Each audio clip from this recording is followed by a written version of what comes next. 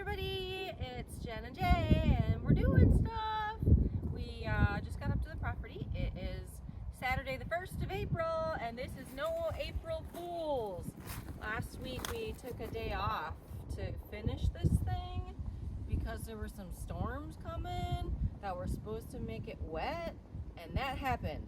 They were right. So I guess, that the bottom deep pit might be full when we showed up here, but we rounded the corner and were able to see in there, and holy buckets, it's up to the 1 foot level, so we just need 1 more feet of water in this, 1 more foot all the way across it, and it'll be full. And so hooray, manna from the heavens.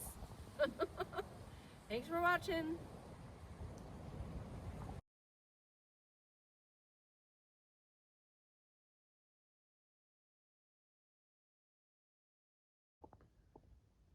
Hi, little cabin.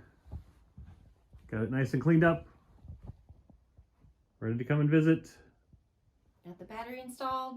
Got the battery installed. Got the ladybugs all gone.